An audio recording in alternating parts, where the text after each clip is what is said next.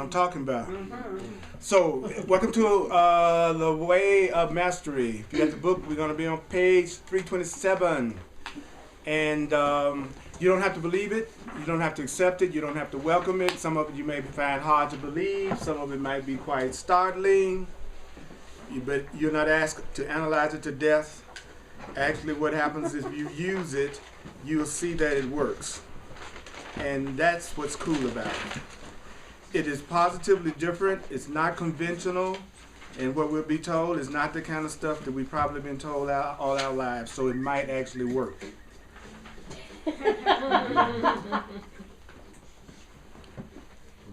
So I'm going to cover about 10 minutes of material, then throw it open for any kind of questions or discussion, and then go through 10 minutes more. That way we'll keep pushing through the material and not get caught up on analyzing it, but we'll also get a chance to get questions answered if you have some. It says, now I am not telling you anything you don't already know. I'm not telling you anything you don't already know. But you have to stop to consider how profoundly important it is in the nature of your own life. You know that you respond to a happy person. You know that you respond to a kind person. You know that you respond to a loving person more than you would to a person who is being so-called wicked. It is simple common sense. The Course in Miracles calls the second coming of Christ the return of our common sense. I thought that's one of the best definitions of the second coming that I've heard. The return of our common sense. You know that you love to be around beings that talk about unlimitedness. You love to be around beings that talk about great vision. Why? Because people who talk about unlimitedness, people who talk about great vision, they're just reminding you that you too are a great visionary. That unlimitedness is the natural state of the kingdom of heaven, which means the reality that we came from. The problem is that you've unwittingly taught yourself to live from fear. The problem is that we've unwittingly taught ourselves to live from fear, which means to think negative thoughts, to believe that the opinions of the world mean something. We taught ourselves to believe that the opinions of the world mean something, which is the same as saying we've taught ourselves to believe that the opinions of other people mean something. And you have literally created a world in which people are negatively minded. They don't want to support you, and sometimes they don't think you're worth anything. Yet, you are the one that's projecting that belief about yourself. You're the one that's projecting that belief about yourself, and you therefore will attract a like vibration. Whatever belief you are projecting about yourself, you will attract a like vibration. So you can reverse that and say that whoever is in your life right now is someone who is on the same vibration as you are. Even the people you think you don't like. Like attracts like. So if you therefore want to attract beings who will support you, if you want to attract beings who support you, then you have to decide to be a being who supports and loves yourself. It's like, how many times do we have to hear that? How many times do we have to hear that? I guess as many times as we have to hear that, right? Decide to open your arms wide, as we spoke of in the last lesson, to receive the love, the presence, and the pleasure of God's presence. Think only loving thoughts, learn to master forgiveness, and most of all, dare to follow your heart. Dare to follow your heart. Not your security center, but your heart. Most people are following their security center, what they think is going to allow them to make it, to survive, more so than what is their heart's really into. So, dare to follow your heart, celebrate life, do what brings you joy, do what brings you joy, walk as one, confident in the light of Christ, which is the light of love.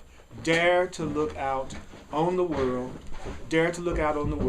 and say, my Creator has set the table before me, and every being and blade of grass is here to support my enjoyment of God. So every being and everything that's here is here to support my enjoyment of love. Everything that's here is here to support my enjoyment of love. Everything that's here is here to support my enjoyment of life. As you cultivate that kind of discipline, your life will change. Your life must change. For the universe responds to the vibrational quality that you are emitting. The universe responds to the vibrational quality that you are emitting from the radio station of your own mind. So, beloved friends, you are indeed love. You are love. You are love. And when you decide to get up, as you decide to get up in your day, when you decide as you get up in your day that you must fear the attitude of the boss, that you must safeguard the feelings of the spouse, that you must sacrifice in order to be conformed to the opinions of the world, you shrink your energy field. And the only thing that leaks out is something like the statement, I choose to live in fear. I'm not willing to be bold and big and happy. I don't want to laugh too much today because somebody might be offended. I won't tell you my truth because it might disrupt your energy field. That's a bit trippy. You told somebody to tell you, somebody telling you to tell them something and they say, well, I'm going to not tell you my truth because it might disrupt your energy field. All of that is delusion.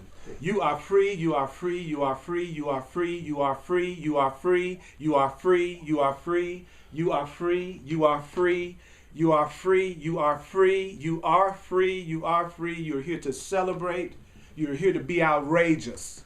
You're here to be outrageous. You're here to be outrageous. How good are you at that? Are you outrageous? Or are you just outrageous in secret? Are you secretly outrageous? And that's where most people are. Like y'all looking pretty straight, but I don't believe none of y'all. Because you around me. And like attracts like. I know everything to know about y'all. Okay, if that's true, I know you're just pretending that you're not outrageous. You are. You actually, that's interesting to be told you are here to be outrageous. That's why you're here, is to be outrageous. That means you are here to extend love. That's outrageous. Last night I came home and I got on the elevator, and right before I got ready into the building, and I checked my mail and I unlocked the door to get in, and the young lady came in with me, and she said, "Wow, it's cold outside." And I said, "Yeah," and then she asked me if I knew somebody in the building. Anyway, we got on the elevator, and she just, we got in the elevator, and then she just grabbed me, and she hugged me, and she laid her head on my chest. And then she stood back and she said, yeah. She said, "Wow, yeah, what's your name? I'm so-and-so," you know. And she was just really cool. And then almost right before we got to my floor, she grabbed me again and she hugged me again. And then she got off the elevator. And she, that is so outrageous. I was here to be outrageous. That was outrageous. And I just had to suffer through the fact that she was friggin' gorgeous too. It's like it's a rough job, but somebody got to do it. Somebody's got to do it. It was so.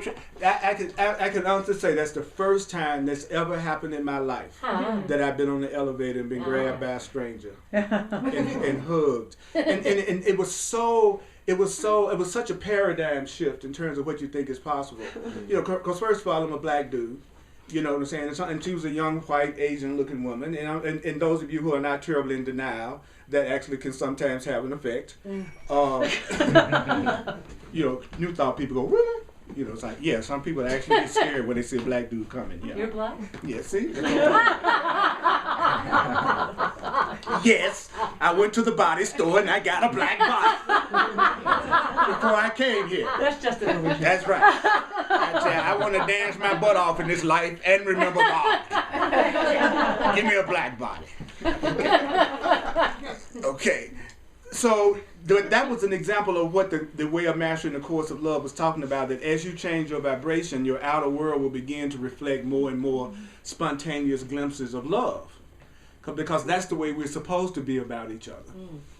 That we are loving toward each other. That it doesn't always have to be somebody you've known 1,000 years before y'all can have any kind of spontaneous. That's why people love to go to Burning Man and things like that. Because those are kind of occurrences, a completely regular part of being there. You see somebody, next thing you know, y'all hugging or whatever, you know. I had a Burning Man experience on Friday. But yeah, the same kind of thing. Yes. Yeah.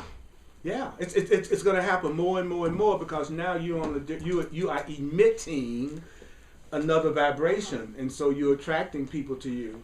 You know, that's really interesting. You know, I remember I think I told it once before, but it's true. Things happen to me all the time since I've been in this stuff. That's so weird.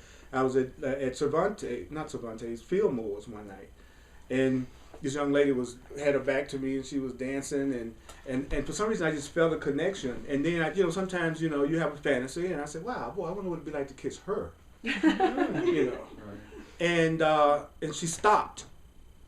And her back was to me. She turned around and she came up to me. She walked up to me and she kissed me. I love it. Then she grabbed my hand and took me back and introduced me to the guy she was with. And we ended up partying and dancing the rest of the evening, just having a grand old time. It's a rough job, but somebody got to do it. And I volunteer.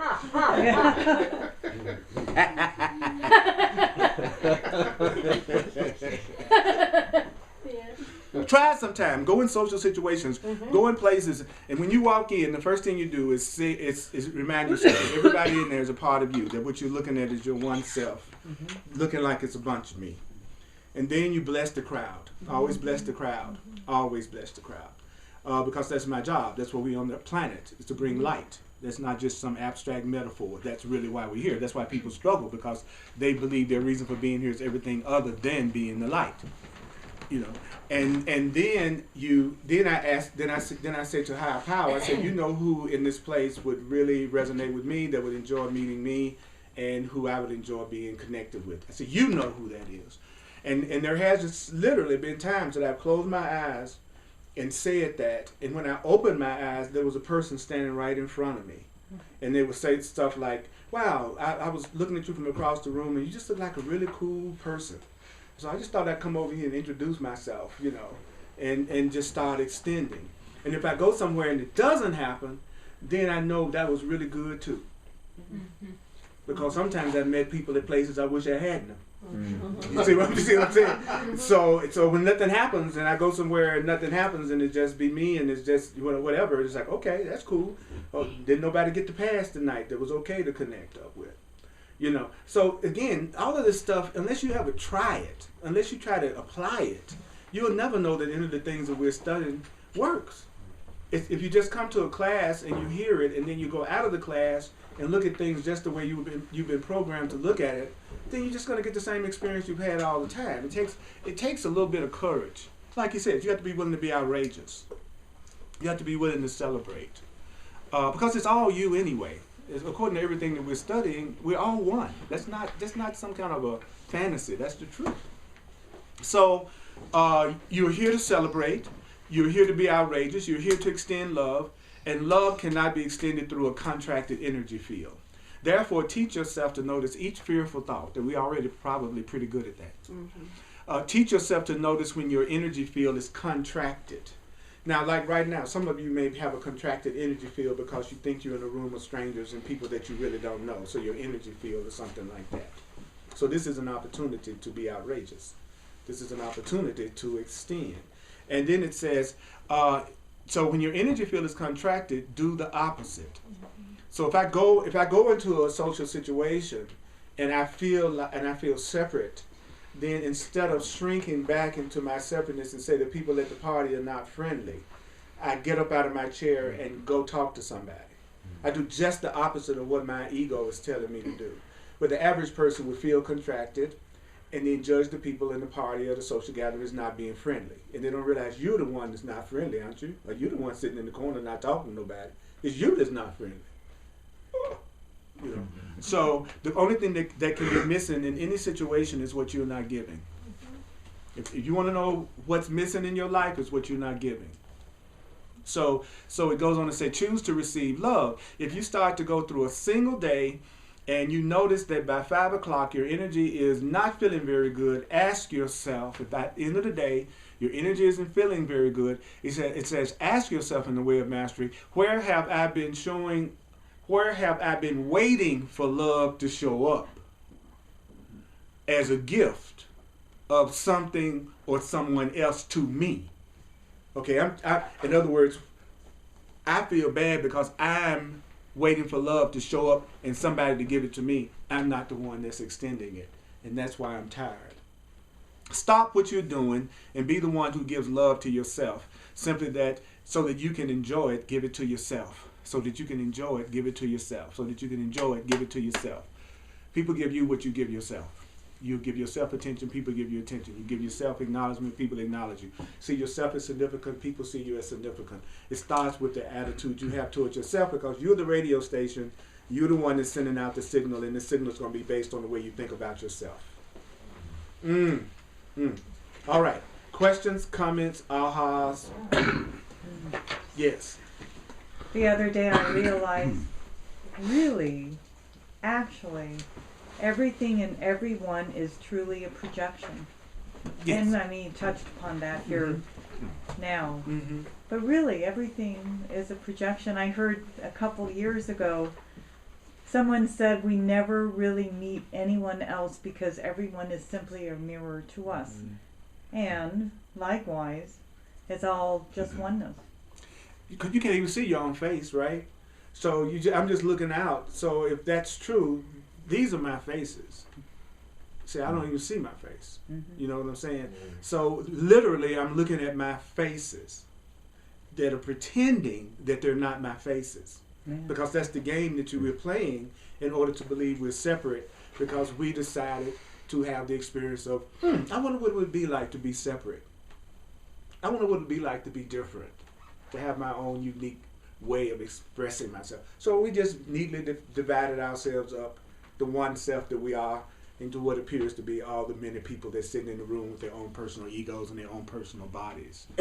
That's deep. So rather than trying to figure out that, just show up with some gratitude and some joy and being willing to celebrate and be a little outrageous. You can pull that off, even if you can't pull off seeing everybody as your projection yet. Right? So the projection makes perception. Whatever you see is a projection of your own consciousness. Whatever you see is a projection of your own thought. Whatever you see represents some segment in your own mind that you're looking at. Is what we're being taught through metaphysical truth. That we really are only seeing our own thinking. And that's what we are experiencing, is our own thinking. Anybody else? Yes. What if you were blind and you can't see that projection? Do you believe that they perceive it? And do you mean physically blind? Physically blind. And if you can't see that projection, do you believe that they perceive it in their, not in their brain, like, projection, but do you believe they see it in their own way spiritually, like, and that, like, enhances, like, a different kind of view? I believe that however a person is born and whatever they experience, their soul chose it before they came here in order to evolve in certain ways. Like if a person is physically blind, then there are other senses that they're going to tune into and use more keenly than they would if they could see. So they would be able to be metaphysically able as anybody else? Absolutely. Even if they were blind, what they were creating and what they were experiencing, even as a blind person, would still be coming from their thinking and just because they're blind doesn't mean they can't think, right? Yeah. And the truth is, sight is independent of your physical senses. You know that you don't have to. You know you don't need to use your eyes to see images because you see images at night when you're dreaming and your eyes are closed. Okay. So it's the mind that actually sees, and not the physical eyes. Even though we think that that's what it is, you know. That's interesting. Yeah, and that's the whole point. The point is, like I said earlier, it's not that you have to believe anything that I'm saying tonight. The purpose of it is to introduce new ideas that expand our awareness and ask us and get us to ask the question, what if? And if nothing else, it's entertaining. You know, just for a minute to hear something other than the regular stuff that we always hear every day. It's worth it to me just to hear this stuff. But if you use it, it'll show you that it's true. Yeah, so even a blind person, actually from a metaphysical, spiritual perspective, we are blind people. And I ask that because people who are blind and can see that visually in between the difference who are completely blind by, We're blind. That's what I mean. Yeah, exactly. The Course in Miracles teaches that there's nothing so blinding as just seeing the outside of a form of everything. In other words, when you look at me with your physical eyes, you see my body, but you really are not seeing me. You don't really know anything about the way I think, the way I am, who I am, how I relate. So you really aren't seeing me. You're just seeing my body. You're just seeing the outside. So that's not really seeing me. So that's just also another definition of blind, because you're not really seeing me, you're just seeing my body. And because we focus so much on what we see on the outer, we have a tendency to believe that because you look good, you are good. And that's true. They've shown that many times, that if a person looks a certain way, people treat them a certain way. And if they don't look a certain way, then people don't treat them as nice, even though this might actually be the nicest person. Because we are very eye-oriented, very physically oriented, you know what I'm saying? So, if you had a beauty queen and the Hunchback of Notre Dame sitting up here, which one's going to be asked to go out for a bite after the class? Probably the person that we think looked the way we'd like people to look. So the outside of somebody is not the same as knowing them. Okay?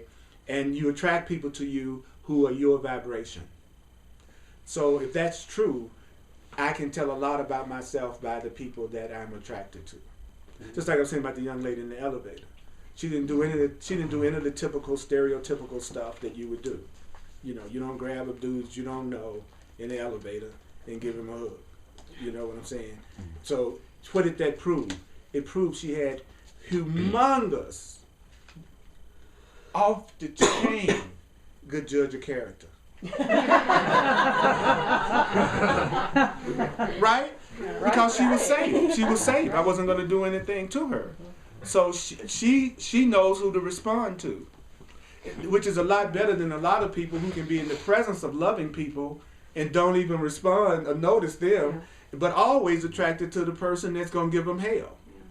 You see what I'm saying? And I've joked about this in other classes. If you're a person who tends to always be attracted to the wrong person, being the person you're always going through pain and conflict with, once you're with them, then when you are attracted to somebody, you need to go the other way. It's like as soon as you feel an attraction, you start trusting it again, you shouldn't. Why? Because your track record is 9 times out of 10, they're always the wrong person. So you should be the one to stop and ask yourself the question, what do I want? What is the purpose of it? Let me talk to this person. Let me have a conversation with this person before I do something with this person at any level, calling myself being spontaneous and in the moment. And it's like if your track record is you have lousy relationships, the next time you're attracted to somebody, you need to really slow down because you see who you're attracted to.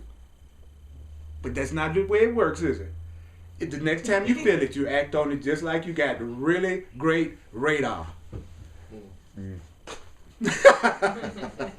That went over big. I like the stuff that go over big. Yeah. I'm new to this, Mm-hmm. and I'm just curious, do you ever suggest that we go out into the world, we take these and actually practice it, and then bring the results back? That's what these moments are. They're opportunities to share what's happening, what you come to realize, or to get clearer about what I'm talking about. Yeah, absolutely. Because none of this, I could always tell who's actually practicing anything that we're learning in the class. Because the person that's practicing it, they're getting the results. The person that's thinking about it, analyzing, philosophizing, they aren't. So their mind tells them that it doesn't work. And they don't realize, no, you haven't worked it. It's, thinking about cooking the cake is not the same as putting it in the stove and getting the batter and the eggs and all that. You know what I'm saying? And that's what people act like, oh, I thought about what Earl said. My life hasn't changed. I thought about what that class said. So it's about the application of the ideas. As a matter of fact, if it's true, it doesn't matter whether you believe it. If it's true, it's going to work. I don't have to believe in the light switch to flick it and watch the light come on in the room. So nothing can occur that you haven't called to yourself. That's a big ending. Nothing can occur that you have not called to yourself. Nothing can occur that you have not called. Notice it said called to yourself. The essence of this lesson is this. You are you and you alone. Now this is the hardest statement for anybody that hears any of this kind of stuff to accept. So we just want to get the hardest statement out of the way, right? Because then it's easy from that point. Here's the hardest thing that you'll ever have to accept about a new thought direction. You and you alone are completely responsible for the quality of your experience of each moment. You and you alone are completely responsible for the quality of your experience of each moment. You and you alone are responsible for the quality of your experience of each moment. No one is doing anything to you. No one is doing anything to you. No one is doing anything to you. No one is doing anything to you. No one is doing anything. So those of you who feel like saying it, for about 30 seconds to a minute, let's pump this out this way. No one is doing anything to me. No one is doing anything to me. No one is doing anything to me. No one is doing anything to me. No one is doing anything to me. Hold it. Okay, I want you to tilt. Now here's another one that's even tougher to say. No one has ever done anything to me. No one has ever done anything to me. No one has ever done anything to me. No one has ever done anything to me. No one has ever done anything to me. Nothing can occur that I haven't called to myself. Nothing can occur that I haven't called to myself. Nothing can occur that I haven't called to myself. Feedback. How did you feel? Anybody? What did you feel when you said that? I don't know. Yes, back in the back. Yeah, it was actually my first time being here, I guess. Mm-hmm. I don't know the second one. That nothing has ever happened to me. No one has ever done anything. Yeah, no to one me. has ever done anything to me. Mm-hmm. I don't know. That makes sense, but it's kind of hard to accept. Yes. Oh, yeah, absolutely. It's very, very difficult to accept. Yes, that's very difficult to accept that no one's ever done anything to me. That I called everything to me that's ever happened to me, which means no one has ever done anything. That's what it means. It's not saying that you haven't experienced things that seem to have happened to you. Right. It's saying that nothing has ever happened to you that didn't happen with your own consent at some soul level. So in other words, what we are hearing in here is total empowerment, as opposed to what the world teaches, which is pretty much total victimhood. Mm-hmm. So there are but two ways of thinking, according to this. That looks like a million different ways of thinking, but you're only going to meet two people in your life. People who take responsibility for their experience and those who see themselves as a victim of their experience. Mm-hmm. Basically, that's the only kind of two people you meet. And then sometimes you yourself go back and forth between the two, depending on what you're going through. But basically, either I'm responsible or I'm not. Either I'm responsible for the way that I'm experiencing this moment right here with you, or you're responsible for the way that I'm experiencing this moment. If you're responsible for the way I'm experiencing this moment, I'm up the creek. Mm-hmm. Because at that point, I have to control you in order to be happy, because I got to get you to act in a way that makes me feel good, mm-hmm. right? Which is an impossible task, unless you kind of want to be special to me and I want to be special to you, and then we'll pretend that we'll do that for a while until the person don't do what we want. Then we're not gonna do it with them either.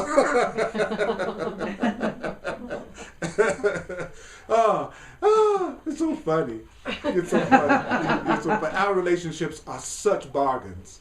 And we think they're love. And we just bargain with each other. Well, I'm going to do this for you if you do that for me. You treat me this way, I'm going to treat you that way. You give me this, I'm going to give you that. You know, you take me out to dinner, you might get lucky. You know what I'm saying? It's like, it's going to be a bargain coming down.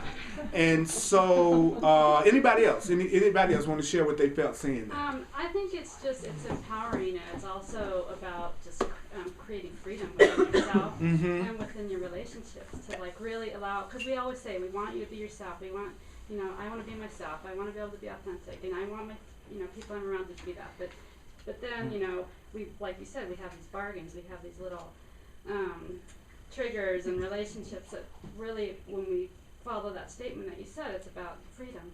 Yeah. Yeah.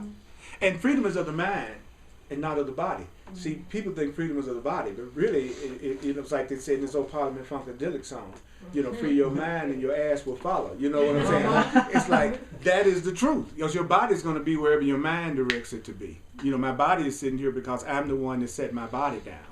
So if I have a mind that's full of love and a mind that's focused on connection and love, then my body is going to be in that same environment that my mind is created for myself, and my body will be in an environment that I'm safe and around loving people. My body doesn't have a choice. It wasn't like I wanted to come over here. My body said I wanted to watch TV. So I had to drag my body out the apartment because it wanted to watch TV. My body goes wherever I want it to go. I shouldn't be blaming my body for anything I've ever done. My body doesn't desire anything that I've done. There never was a desire of my body. It was a desire of my mind that I was using my body to act out. And that's what we do. That's why our bodies are innocent. Our body doesn't make up its mind to attack somebody. Our body doesn't make the decision to attack somebody or hurt somebody or cuss somebody out. That's our mind that's making that choice. So freedom really comes from having a mind that's free of guilt and fear. which doesn't mean we don't make errors and mistakes because we're all learning. But errors and mistakes are for correction. And that's what errors and mistakes are for. They need to be corrected. And punishment isn't correction, because just because you punish somebody doesn't mean you change their mind. Could you speak to how emotions fit into that? Yeah, well, emotions are just thoughts that you've given emotionally a lot of meaning to. You know, your emotions are also ultimately a reflection of your thinking. That's why you react to certain things emotionally, because it's just a thought that you've accepted to such a degree that now it affects you at an emotional level. So are we not supposed to have emotions? No, absolutely. Emotions, feelings are everything. Do you know that everything that you say that you want, you're asking for it because you think it's going to give you a feeling? So the feelings are really behind everything that we said we want. If you say you want a relationship, there's some feeling that you want to experience out of that. If you say you want a house, you might want the feeling of security. You know what I'm saying? It's like feelings are behind everything. It's not until you move a person emotionally that you have any kind of impact on them.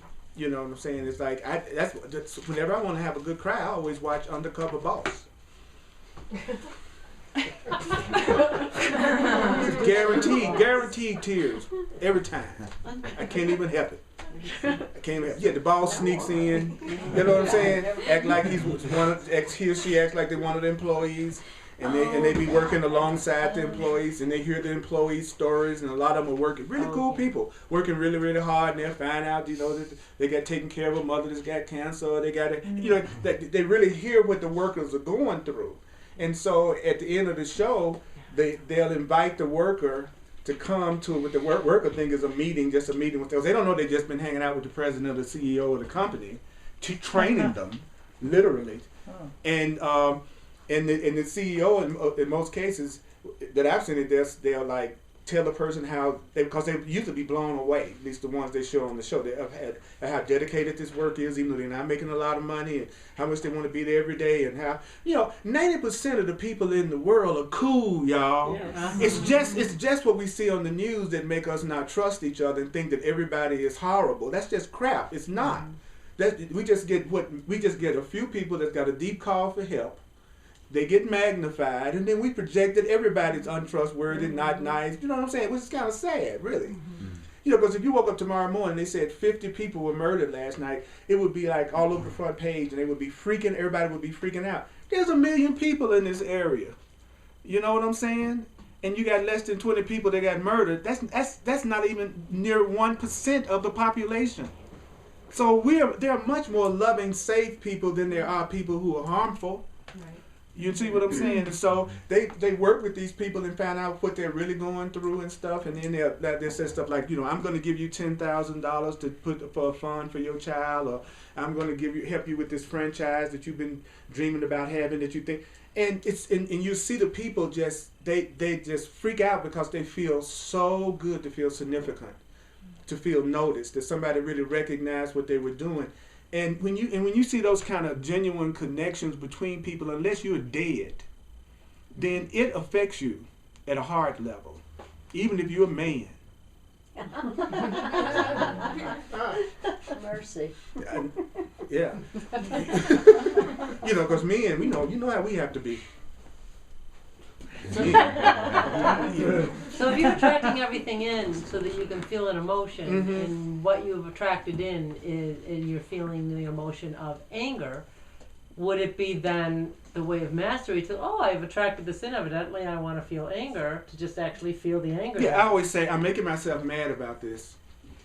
Like when I'm angry, I go, I'm making myself angry about what's coming down right now. I'm making myself feel really depressed today. See, I don't pretend like I feel good all the time. I just own what I feel all the time. Okay, see, people who are misperceiving think that you have to feel good all the time to be evolving spiritually. And to evolve spiritually, you just have to be authentic and tell the truth about where you are in any moment. You don't know somebody who tells you they feel fine every time you see them. You don't know that person. How you doing? Fine. They said that's being fucked up, insecure, neurotic, and what's the other thing? Emotional. Yeah. So fine. That's not real. Somebody trusts you, they're gonna give you some details. You know, if you're hanging out with friends and every time you ask them what's going on, they go, well, you know, I'm just having kind of like a rough day and my ego has been messing with you. That ain't your friend. Your friend is going to tell you what's really going on with them. They trust you, so they don't hide the details. They tell you the details. They tell you what's going on for real. So when I'm talking to people that all they do is talk the abstract ways to me, then I don't tend to believe that we really have as intimate a relationship as I thought we did. Me personally. And that happens a lot with people who are on the quote unquote spiritual path. They start talking abstractly rather than actually saying, you know, today I felt like I wanted to jump off the top of the house because I felt so depressed about what was going on in my job. And even though I'm the one that's creating that, that's the way I really feel, and I really want another way to look at it. And if you're my friend, maybe you can give me another way to look at the fact that my mother cussed me out this morning and said she hated me and that she never wanted to see me again. You know what I'm saying? Because when people give you the details, that's when they plug into your compassion a lot. So it's not like just don't give me your story. You know, it's like, well, you know, it's okay to give me your story if you're going to use your story to take you to another level of consciousness rather than just using your story to stay where you are and as an excuse not to try to change anything about yourself. That's two different things. Mm-hmm. Some people use their stories as an excuse not to make any shift, and then some people use their story as a way for them to evolve and grow. Mm-hmm. That's the difference. You know, and there's always a payoff in the story that you don't want to give up. You know, like the person who wants to argue all day long, I'm not a victim, I'm not a victim. I'm not responsible, I'm not responsible. They did do that to me, they did do that to me. There's a payoff in them looking at it that way. And you have to let them have that. Mm-hmm. That's the other thing, too, because I don't know your own best interest. You might need to keep that story for 20 more years. I didn't create you. I don't know. I don't know what's best for you. Your creator knows. And if it's something for me to do, then I'm going to ask that I be shown what that is. But I don't know what's best for my friends. I don't know what's best for you. I'm not in the position of trying to be a leader. I'm in the position right now of being a messenger. And the mailman, when he delivers a message to you, he doesn't decide what the person's going to write. He doesn't decide who's going to receive the mail he delivers. His job is just to deliver the message. That's the way I feel. Mm. You know what I'm saying? Then it's up to you how you want to respond to it. I didn't write the book, so don't get upset with me. You know what I'm saying? But people do that. They're like, well, what are you saying? No, what I'm saying is what this is saying, and I'm allowing myself to say it because I want to learn it. And you always learn what you teach. Mm-hmm. And that's why I'm doing this, because I will learn it because I'm teaching it and I'm demonstrating it because I want to learn it too. So let's see what else is in here. So in other words, I trust the Spirit of God and the divine in you. And I trust that each one of you are capable of listening to your own inner guidance and doing what you feel is best for you. And it's not about doing what I say or anybody else necessarily says. So a really good teacher is ultimately trying to make themselves unnecessary by teaching whoever comes to them everything that they know to the point they don't need them anymore. And I'm good at people not needing me anymore. It's happened a lot. They go, I don't need you no more. Well, damn, I'm good. You know, yeah, I am good. You don't need me no more? Cool. You know, cool. If you only met one person one time for the rest of your life, you still wouldn't run out of people for your whole lifetime of new people to meet. You know what I mean? So it's like, it's okay. Don't hang on to nobody. Don't hang on to anybody. See who shows up. See who shows up. And then know that whoever shows up is the most important person in the world. That they're the most important people in the world. Like you're the most important people in the world to me right now, in this moment, because you're the ones that are in front of me. Anybody else that needed to be in front of me would be in front of me. So for whatever reason, the universe has decreed that you would be with me, and I would be with you, and you would be with each other. So it might be people that are more special to you than the people in this room. But there's no one more important to you in this moment than the people in this room, because they're the people in this room. They're the ones that you're around. So every good thing, like if you were choking right now because you swallowed something, it wouldn't be the people you're thinking about that's somewhere else that would save you. It would be the people in this room. All of a sudden, they would become much more important than your sister that's in Kentucky. So the important people are always the people that are with you now. That's deep, isn't it? When when you can't be with the one you love, let that one Yeah. And see, that ain't the same as saying have sex with the one you with. Yeah. And that's why people get upset when they hear that. You know, because we so hopelessly confuse sex with love. That the minute you go love someone, you know, like, everybody don't want to have sex with you, no way.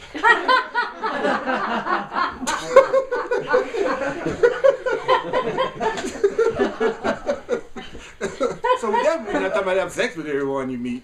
You know what I'm saying? Busy. Yeah. Say what? Be too busy. Be way too busy. Yeah, that's right. Everybody I meet, oh my God. I tried that in the 80s. It didn't work. I couldn't keep up. Pun intended.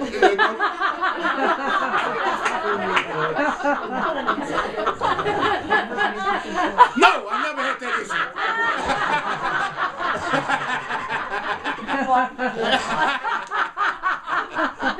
You're outrageous. I am. Thank you for nothing. That's right. And for nothing back. That's right. Take one to know one. I know. Outrageous people, I tell you. So, no one's doing anything to you. I didn't say it didn't look like it. Right? Then it says the world is not an unsafe place. Woo, that's so opposite to everything that we I hear. know. The world is not an unsafe place. I was in Amsterdam a few years ago to speak, and I took a train to go back to the apartment that I was staying at, and I missed my stop. And it was like a bunch of rough-looking people sitting around me, you know, like guys and stuff. And I'm like, I'm in the middle of nowhere. I don't know where the heck I am. It's moments like that you become really spiritual. And you find yourself calling on the higher power with much more. That's the thing about traveling and putting yourself in unfamiliar environments. You'll find that you'll call on your faith and your everything more than you do when you think you're around people you know in familiar environments. And that's why it seems like sometimes so many miracles happen when you're traveling. It's because you're really in a miracle state of mind. You realize you don't know, and so you're always asking for help and you're asking for guidance. And then I remembered that, okay, you know, I'm judging by appearances here because it looked like, wow, I'm finna have to get out this train. I don't know where I'm at. And then all of a sudden, one of the guys went, hey, you know, do you need any help? We can show you which way you need to go. Just the nicest guy you ever met. He looked like he was somebody who would have cut your throat just to look at you. You know what I'm saying? You looked at me. Again, judging by appearances, being blind. You see what I'm saying? That's what we call being blind. When you're looking at it and then you're projecting your own past learning onto the person that's sitting in front of you, and it has nothing to do with who they are at all. So if you're in a relationship where the person you're with is becoming more conscious and you all are not judging each other and projecting on each other, you will be asking each other questions. That's how you can tell. A person who's not judging you is asking you questions. In other words, rather than me just project on you who I think you are, what I think you feel, I say, what's up for you right now? How are you feeling? How could I support you right now? What's really going on in your life right now? See, I'm asking. I'm not assuming that I know. So when you're around people for a long time and they never ask you anything, you can pretty much assume they think they got you figured out. They already think they know what you're going to do, what you're not going to do, how you feeling. And, you know, one of my personal irritants is when anybody tells me how I feel. You know, somebody starts, well, I know you were feeling blah, blah, blah. Well, what? You didn't ask, what you mean you know how I was feeling about whatever? No, you were saying what you were projecting on me that I was feeling. You know, because you're trying to convince yourself you understand what's going on. Because when you're trying to convince yourself you understand what's going on, you got to judge to do that. And that's why adults are so judgmental, because we're taught we should always know what's going on. So we judge everything as our way of thinking we know. You see what I'm saying? Because I'm an adult. I'm supposed to know what's going on. So I'm going to judge all of y'all. So I think I know what's going on with all of you. And that's the mistake we make. Instead of going, how do you feel? What's going on with you? What's important to you? What's happening with you in your life right now? And in a social situation, that's what I try to ask people rather than small talk. I usually say, you know what, man, what do you think you've learned in the last 6 months about yourself the most? And you'll find yourself being in some of the deepest, coolest conversations rather than just the regular stuff that people talk about at parties if you just ask simple things like that. What's up for you right now? What are you realizing about anything? People really respond to you being interested rather than you walking in a situation trying to be interesting. Because that's what the average person does. They're coming in to impress. So they want to be interested. But it's better to walk in the situation and be interested. Try it. So the world is not an unsafe place. What you experience in life is a direct result of what flows from the inside out, for there can be no flow from the outside in. Wow. I said it again. There can be no flow from the outside in. Those of you who are listening or watching who may be offended by what you perceive as profanity sometimes coming through me, I would like to share with you a deep, heartfelt sentiment from my soul, which is, get over it. Okay, they're just words.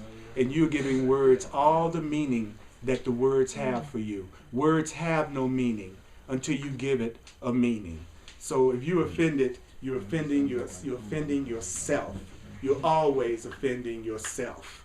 Because no words have any meaning until you give it a meaning. Right? I mean, that's really the truth. You're giving it the meaning that's upsetting you. And so I don't try to censor myself. And I'm going to censor myself less and less and less and less and less because I want to be around people that I could be myself with more and more and more and more. And I'm willing to let go of everybody who doesn't resonate to me, whether they're online or whether they're in my physical classes. Because I can't give the best of me if I'm censoring myself because I'm afraid of somebody judging me. And I'm not going to do that to myself anymore. And whoever drops out of my life, okay, because they're innocent and I'm innocent. If they don't like it, that's their right to not be around me. You know what I'm saying? But I want to be around people who love me and who I love. And I have to show up as who I am for that to happen. It's not going to happen from being somebody else. Because once you be somebody else other than yourself to get somebody, you got to keep on being that person that's not you in order to keep them. And I'm not doing that. I can't even imagine who'd be that important to me now. It's too hard. It's too rough. It's too much work. And the payoff isn't really that good either. Right? Because you never do enough. You'll never change enough. But once a person needs you to change to be happy, they just keep telling you other things you need to change in order for them to be happy. They never run out of what needs to change. Because they're insecure and they're trying to control. And so they never feel secure because security comes from within. It doesn't come from without. So it's just like you're pouring all this energy into a bottomless pit when you're trying to make an insecure person feel secure with you, to changing your behavior to make them feel secure, which doesn't mean you're not going to be compassionate and understanding and really willing to show up for them if you can, but not compromising who you are to do it, to your true self. Isn't that wonderful? Yes. All right, because there are more people that can love you than you could ever get to in a lifetime. There are more people who can adore you than you could ever get to in a lifetime. There's no lack of people. Right? Is that the truth? Yes. Yeah. So then it goes on to say, there can be no flow from the outside in except that which you receive and make your own. Is there any point then to be fearful of something? Of course not. If you are fearful, at least accept that you have decreed it to be so by saying, I choose to be fearful of being a millionaire. And therefore I will not take this opportunity and run with it. There's so many opportunities in so many ways that are presenting themselves to me right now that is bringing up every ounce of me that doesn't believe I deserve to have it in order to be transmuted and healed. Right now, in this moment. I could change my life 180 degrees in 24 hours. Right now. So I would be choosing not to take this opportunity and run with it. You see? I'm fearful of the opinion of others, therefore I will not give speeches in public. Right? At least I can say I choose to have the experience of being a contracted and fearful human being. That would be empowering. I'm choosing to be afraid to act on the opportunities right now. I'm choosing not to act on it right now. I'm choosing to take a look at whatever it is will keep me from acting on it right now. I'm willing for higher power to give me another way to look at it so that I can let go of any blocks that would allow me, any blocks that would keep me from expressing myself in a way that I would be taking advantage of my opportunities. but I've got to tell the truth before I can get past the block. Right? So he says, at least I can say I choose to have the experience of being a contracted and fearful human being. At least take ownership and recognize the simple truth that as the world shows up to reflect that fear to you, see, the world's going to show up to reflect the fear that I have about myself to me, but it will look like something's fearful happening to me from the world. But what's really happening is I'm experiencing a reflection of my own belief about myself, is what metaphysics teach, which makes sense to me. You know, that the world treats me the way I think about myself. And if I think I'm a good person, people are always mistreating me, that's letting me know I have a part of me that does not treat me well. And if it looks like I'm insecure and fearful, but everybody's treating me so wonderfully, that means I have more loving thoughts about myself than I'm giving myself credit for. So if you seem like a person who's putting yourself down, but people treat you really cool, then you're loving yourself more than you think you are. If you're a person who think you're the best thing that ever happened, but people are always giving you crap, you're a person that's full of crap, and you don't know it. And so you need to get in touch with something that's going on that you're in denial about. And if you're a person who think you're wonderful, and everybody's treating you wonderful, you're well integrated. And that's going to happen too. Yeah, we just need to be patient with ourselves, right? So it says, so at least take ownership and recognize the simple truth that as the world shows up to reflect that fear to you, the world is doing so only out of loving service to you. So all the people that are showing up in your life that are really POing you, they are doing a service because they're getting you in touch with thoughts within yourself and feelings within yourself that you don't know that you have that need to be transmuted, changed, and released. So you can't hide in a relationship. You can't hide in a relationship. You can't hide in a relationship. Sooner or later, all of you is going to show up. Your ego as well as your loving self in a relationship. We all know that. Sooner or later, y'all get naked with each other in a spiritual, emotional, and mental sense. Because once you get past all the physical passion, you're going to have to deal with each other's mind. Y'all know that physical passion is not going to sustain the relationship. It's going to, in order to maintain the physical passion, you got to stimulate each other's mind after the initial stimulation of the body. It's like stimulate the body, stimulate the mind, which stimulates the body, which stimulates the mind. It's like that. You got to be turning each other on because you feel like you're growing and evolving, and you know that you being together is somehow or another enhancing both of your experience, so that you're just honored to be in each other's presence, and you're turned on just because you feel so blessed to have a person this freaking cool in your life.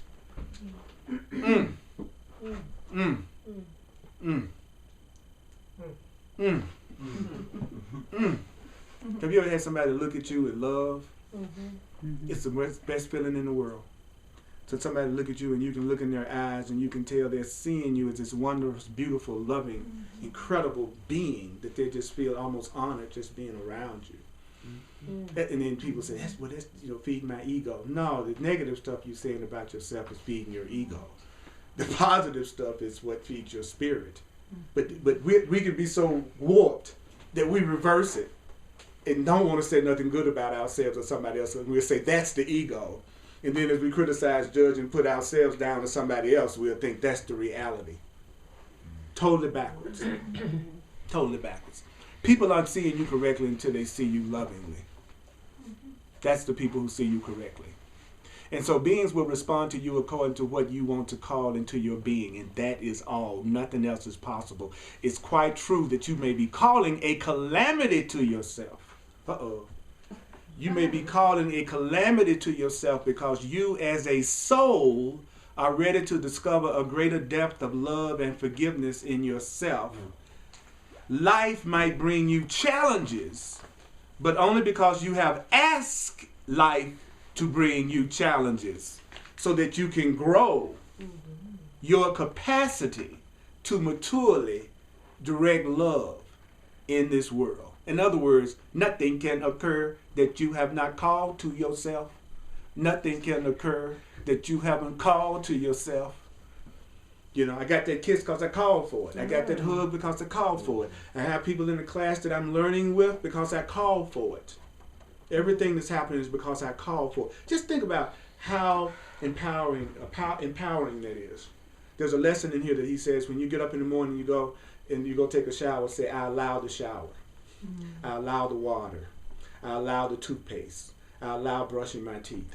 I allow walking through the living room. I allow getting. He said, if you get used to saying that, it will so empower you that it would almost give you a transcendental experience by the end of the day, because you would realize you're allowing everything that's happening to happen to you. And most people, when they're afraid to change and claim their power, they'll go straight to the negative aspect of that. You mean I allowed my boss to cuss me out? You mean I allowed somebody to rob me? You mean I allowed myself to get sick? They don't realize they could just as easily be saying, you mean I could allow myself to be abundant? I could allow myself to be loved? They go straight to the negative side of it, rather than going, oh, I can call anything to myself. Well, that means I could call some fabulous stuff to myself. No, the person who doesn't love themselves will go, well, you mean I called that car accident I went through? See, it just depends on which set of eyes you want to use. If you want to use the set of eyes that always makes you contract, then have at it. But you can also attract people to you who are exactly like that. Or you could see the glass as half full instead of wanting to see everything as half empty. It's just a choice. And you're innocent. And they're still right anyway. Yes, they did call that car accident to themselves. That's right. So they're still right. It's still right. Yeah, you called it to I'm yourself. happy. Yeah, you called it to yourself, but you could also call something else. That's what you should focus on. It's not what you called on to yourself in the past. But in this present moment, what could I call to myself? What could you call to yourself now? Because the present is your point of power. This is where your power is located, in this moment. This is it. And you always have now. Have you noticed that you always have a now? I have. As long as I can remember, I've had one. Haven't you? Yeah. But see, the Course in Miracles teaches that what happens is that we use the present, and we use the present moment to interpret everything based on the past. And then we project what happened to us in the past into the future by using the present moment to remember the past, and then project it into the future. Then you meet it. I've always had women who mistreated me. In this moment, I'm thinking about that. So I project women who mistreat me in the future, and then I meet them and say, see there? I told you I was right. Yeah. And that's what people do all the time. You know, they take the present, go through their past learning and experience, then interpret the present in terms of their past learning and experience, then they project it into the future, and then they meet it. And they get a chance to think they're right. And all they did was just recreate something that they've done 1,000,000 times before. I forget how you say it, but whenever you say when that happens, you have a really simple way of like greeting it, because you realize that you're creating from your past moment, and there's, I think, a sentence or something that you say. I don't know what it is right off, but I'll ask. We'll just, I guess, go off the cuff, and what would you do? So if you're becoming conscious, right? Like we're always waking up, and then we're always, we have patterns or whatever. Or there might be something that triggered us, and we're like, oh shit, this might be whatever, and your story might be coming up. So, and you're like, oh wow, I'm creating this. So in that moment, you ask for a different way to look at it. There you go. Right. Right. And what's funny is like you ask for another way to look at it. And if you have a spiritual practice, your spiritual practice should have given you alternative ways to look at it.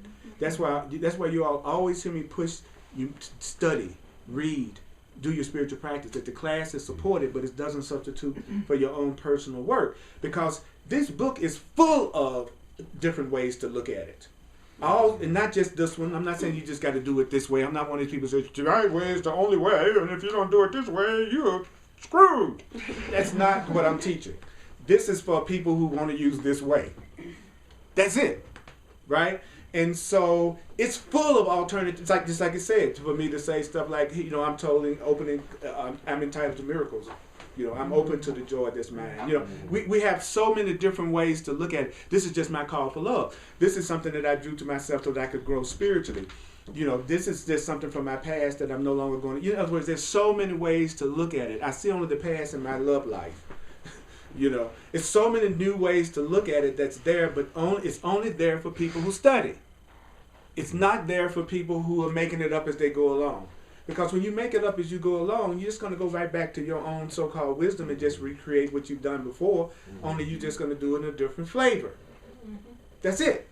So then it goes on to say, life might bring you challenges, but only because you've asked it to bring you challenges so that you can grow your capacity to maturely direct love in this world. Nothing can occur that you haven't called to yourself. I could not begin to tell you how many times I have conspired to create opportunities for many, many beings to step into the fullness of their Christed consciousness, which is their love consciousness, with full power and glory in the shortest possible time, only to have them say, no, I can't do that. That's not who I am. I have to go do something else. And the something else is always something based on fear, something the egoic part of the mind thinks that they can be comfortable with. Most people try to live from a level of my comfort is my guiding rule. That everything that I'm doing is based on how comfortable I can be, not necessarily how I can evolve. And so if you're just thinking about what you can be comfortable with, then sometimes he says that will take you many lifetimes to reach a brand new result, which is the same result. The Holy Spirit, which is your higher self, always knows the shortest route to God, which is the shortest route to love. Your higher self knows the shortest route to happiness. Your greater self will, like the Course in Miracles says, you did not create yourself. You did not create yourself. You did not create yourself. You did not create yourself. You did not create yourself. You did not create yourself. You did not create yourself. You're not the result of a cosmic accident. You did not create yourself. So it says, so you got to open yourself up to that which created you, however you define that. And it says that which created you, when presented to you, will bring up for you your deepest fears, since it is fear that's obstructing the light of truth. So when you say you want to get on the spiritual path, and you say you want to evolve, and you say you want to become more loving, and you say you want to become happier, I don't know how to break this to you, but the first thing that's going to happen is that your deepest fears are going to come up, because everything that's blocking your happiness has to be revealed and released, which is just the opposite of what people think when they say that they are ready to be happy. They think that means from this moment forward, you're just going to have a jolly good party. Just because today I said that I wanted to be happy. And the Course in Miracles in the Way of Mastery is saying, oh, you're serious about knowing your power and your joy and your light. Okay, but everything that blocks you from knowing that, we're going to have to bring up to release. So don't freak out when your fears come up and all your beliefs to the contrary about your value come up, because it's coming up so that it can be released, because it's what's obstructing your happiness. How do you not freak out? The way that you not freak out is, first of all, to know that it's going to come up so that you won't take it so seriously to think that you're going into some kind of catastrophe. The other way to not freak out is to realize that you're never alone in what you're trying to do, and that you have spiritual support and invisible guidance from within yourself. So that's why to really evolve fast, it entails at some level being open to the idea that there's something greater than your own ego that's guiding you. And to be conscious of what you're asking for, because Absolutely. If you ask for trust, you're getting well, if an I say I opportunity to love you, practice if I say I love you, then everything that's not love is going to come up between us to be released.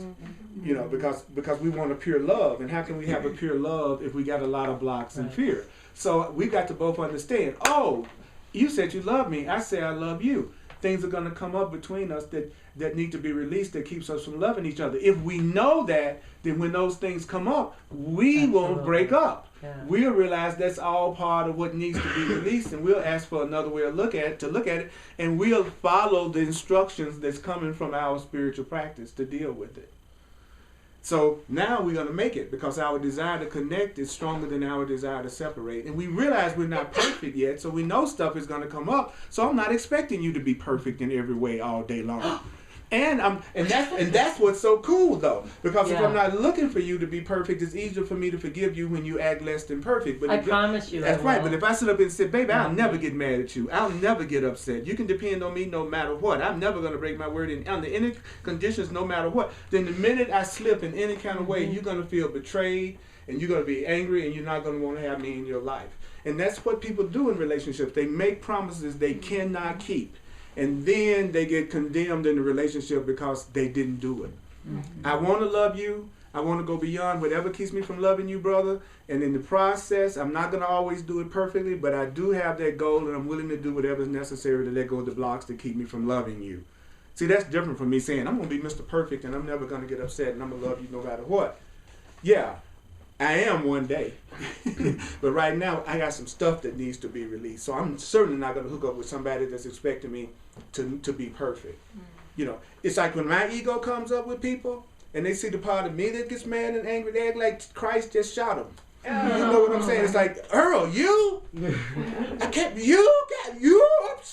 You know what I'm saying? I told you I'm teaching this stuff because I need to learn it.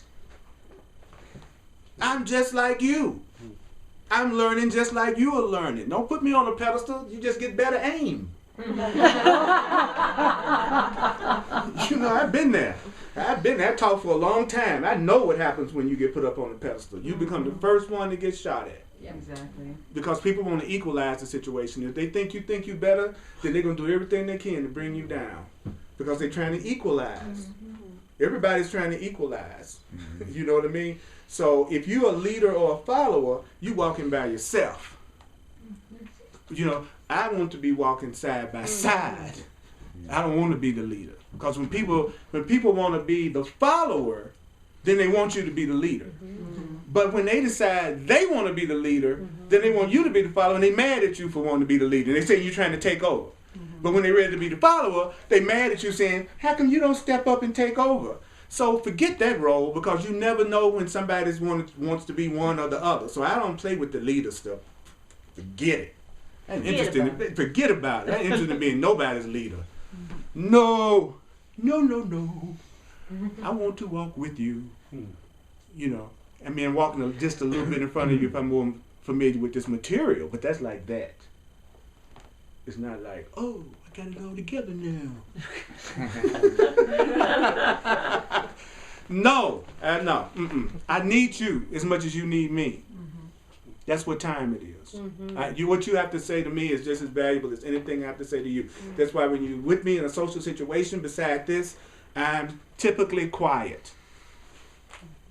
Because I'm listening. This is where I talk. In my personal relationships, I listen more. People go, no, you're a lot different than you are when you're up teaching. Yeah, it's because I want to hear what you got to say. I want to learn from you. I don't need to hear myself talk all the time. I got tapes for that.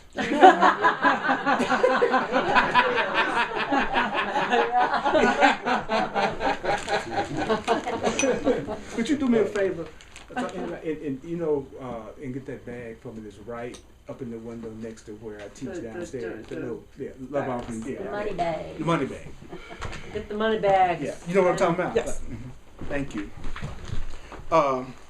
Okay, so I'll say this again. When you say you want to be rich, you'll become aware of every thought of lack that you have that blocks it, that needs to be released. If you say you want the love of your life, then you become aware of everything in you that's afraid of it. So don't freak out when that happens. Look at that as you're purging. You're having an opportunity to purge the block, and you're not alone in it, and you have support in it. And don't pretend you don't feel what you feel, because the Course teaches there's nothing we're more afraid of than love. That's our greatest fear, is love. And we think that's the one thing that we want more than anything. That's the thing that scares you at the death. Because to love somebody, you got to be vulnerable. You have to join. You have to be honest. You have to be open. You got to communicate.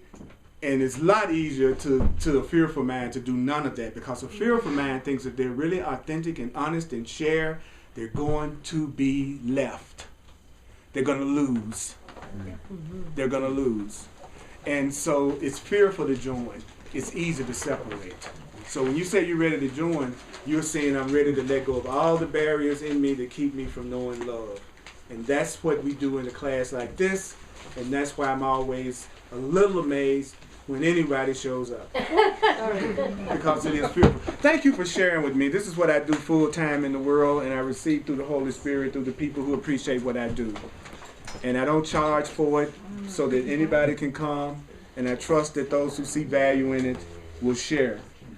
And anybody that resents me receiving, please don't come back. Because you don't love me. Because you would like to receive for what you do. and what you give. So to resent me for wanting to do the same thing is not a loving thought. That's just resenting themselves. Well, that's just guaranteeing when they try to put something out in the world, nobody's going to support it. Because they're going to meet their own attitude. You know, I'm really in this thing now. It's like I'm really not trying to be really cruel or anything. It's like I really have a lot I want to give, but I want to give it to the people who really resonate with me. And so I'm being intense so that those who are on the fence and I'm not their cup of tea, and that's innocent, it's okay to decide that they don't want to be around me. And that's okay. Because what'll happen is we'll end up with a group of people in here that will be moving at a lightning-like speed. Because we'll want to know the truth, and you won't be spending half the hour trying to decide if you can trust Earl or not. Or if I'm trying to run some kind of game. You know what I'm saying? So just please, if you're having that kind of thought about me, please just, I bless you, just go and be somewhere else. I love you so much because I want to love, and I want to get rid of my blocks to love. And I want to grow. And I want to be with other people who want to let go of the fear, who are tired of the world the way we've created it and really want it to be something new and different. And no longer want to blame everybody else instead, and want to be a part of the solution instead of the problem. And I think that's what we have in here. I really, really feel that. And so before we wrap up, let me do the rest of it. Those of you who are watching online, if you want to make a financial expression of appreciation, you can go to my website, earlpurdy.com. And I'm also available for one-on-one sessions called Clarity Sessions, where I use all of these principles plus my knowledge of astrology and numerology, and I bring it to whatever issues you're dealing with that you like another way of looking at it and that you're ready to get unstuck and you want to change. You go to my website, and it explains all of it in detail, and we can do that. You know, there are no original problems. There are no original problems. You can't present something that there's not an answer to. But whether or not you're willing to act on the information that you receive that would make the difference, that part is up to you. Isn't that awesome? You know, I can tell you what the Course says and all these books say, how you could handle something in your life. But if you don't do it, then you're not going to get the result. And it'll just be another session or something you did that didn't make a difference. You know, and but I'm not responsible for that. I'm going to give you from my heart 100%. I try to teach as if I never see the people again, so I can show up 100%. You know, I'm ready. I'm ready to be a part of the love on this planet, and I'm sick of everybody talking about they wish it would change. I really am over it. I'm going to be the change I want to have. I'm going to be the love I want people to give me. I'm not sitting back and waiting for anybody else to give me love anymore at all, period. We are who we've been waiting for. Yeah, that's who you're looking for is you. You know, you're awesome. You all are spectacular. Don't believe any line that anybody's giving you about anything else. It's not true. It's not true. And the one who's telling you that you deserve to be loved and that you're valuable, if you don't believe that about yourself, the temptation would be to see the person that's telling you that as if they're deceiving you and that they're actually some kind of a scam artist. Because they're saying something to you that you don't believe about yourself. So then you think they're lying to you. You know, and that's what you have to watch sometimes when you want to be in a relationship with somebody who has very low self-esteem. Those are the people that leave you the fastest. Because those are the people who believe you're being dishonest with them. And they need people who put them down. Because they can believe them because they put themselves down. So they'll believe them. But you trying to be all loving and, you know, you gotta just kind of take it easy. Don't go at them too fast. You know, kind of like a little frightened kitten. You don't just grab the cat. You know what I'm saying? You kind of ease up on the cat. You know what I'm saying?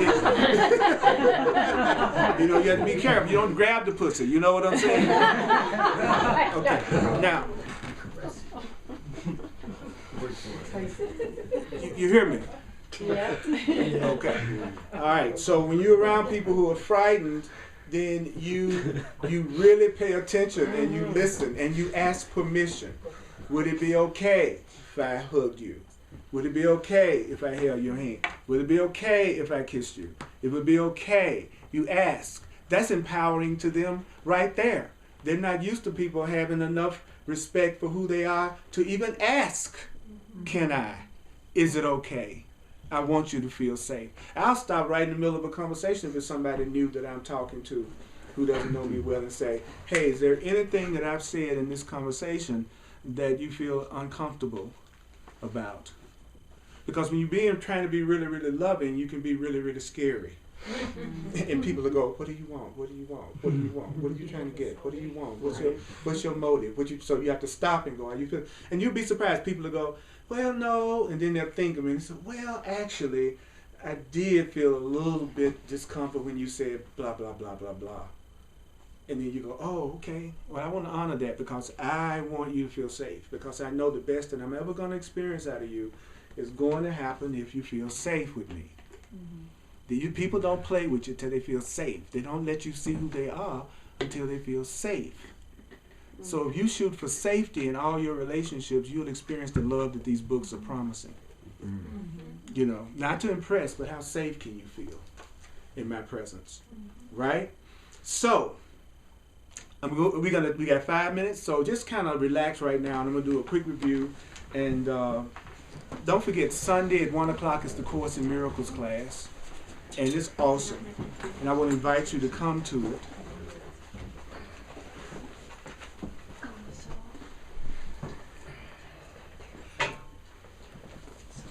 And the question, and there's a question I want. If you walk out of here tonight with just one thing that you remember, if you're not feeling good, ask yourself, what have I been waiting? Where have I been waiting for love to show up as a gift of something or someone else to me? Because if I'm feeling drained, it's because I'm not giving. I'm just looking to get. And I haven't gotten what I'm trying to get yet. And so I feel bored and drained and unhappy. So nothing can occur that I haven't called to myself. No one is doing anything to you. That's what I'm going to end this on. I'm going to say that as many ways and as much as I can for about 2 minutes. And I want you to breathe and feel all of your physical reactions to it. Okay? All right, here we go.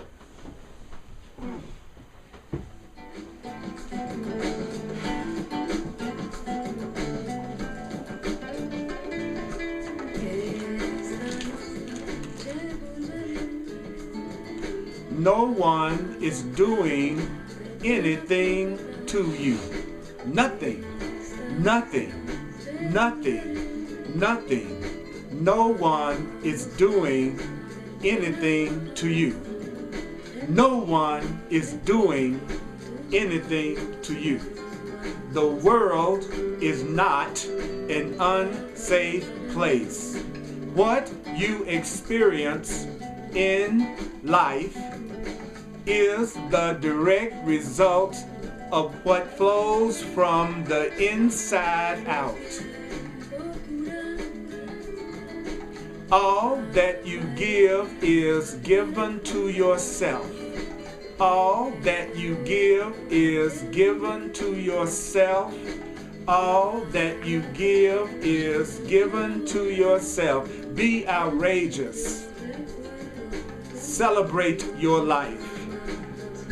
You are needed for the healing of the world. You are valuable. You are significant. You are a treasure. You are a priceless part of God's kingdom. You are innocent. You are powerful. You are abundant. Abundance is your natural state. Abundance is your natural state. Abundance is my natural state. Abundance is my natural state. Abundance is my natural state. Don't lose your sense of humor. Don't stop laughing. Don't take it all so seriously. Be sincere and not serious. Be sincere and not serious. Be sincere and not serious. Be sincere and not serious. No one is doing anything to you, and neither are you anymore, because tonight, in this present moment, you are making a new choice. In this present moment, I would invite you to make a brand new choice. No matter what happened in the past, everything that you've gone through in your past was to bring you to this present moment right here. Everything that you've gone through in the past, it can no longer serve, because your story, everything that you've gone through, was to bring you to this point where you are going to choose for the miracles of abundance and love for yourself. Tonight, you're going to make a decision that you are ready to experience all the love and joy and peace that you deserve, and you're willing to have it all be released, to come up, to be released. And when it comes up, you just feel it. When it comes up, you just feel it. You don't deny it. And then you tell yourself, I'm giving this all the meaning that it has for me. I'm giving this fear all the meaning that it has for me. I'm giving whatever this is all the meaning that it has for me. And then tell yourself you are grateful that you have the power to call to yourself whatever it is you desire. Tell yourself, I am grateful that I have the power to draw to myself whatever it is I desire. And then you remind yourself that you are still as the Creator created you. You are still as love created you. You are still as love created you. You are love. That's what you are. And everything that tells you otherwise, that's what you got to let go of now. Let go of everything that tells you you're anything other than valuable. Don't be around people who criticize you, judge you, condemn you, tell you you're crazy because you want to go to a new level. Let those people go. Bless them and relieve them. Release them. Say, God is the love in which I forgive and release you. God is the love in which I forgive and release you. God is the love in which I forgive and release you. God is the love in which I forgive and release you. Whoever that is that's putting you down, judging you, criticizing you, telling you that you don't deserve to be happy. If you're telling yourself that, say, God is the love in which I forgive myself. God is the love in which I forgive myself. Declare a new you tonight. This is your point of power. I'm here to support you any way that I possibly can. But I can't do it for you. I can support you, but I can't do it for you. And you deserve to be happy. You are a blessing to everyone in your life. You are juicy and you are sweet. That's who you are. Hugs are available, and may the course be with you. I appreciate you, Holy Spirit. You give it up to your mighty companion in the house. Woo! You all are so friggin' cool. Yay, Earl. Thank you. Oh, thank you. You were told a blessing, baby.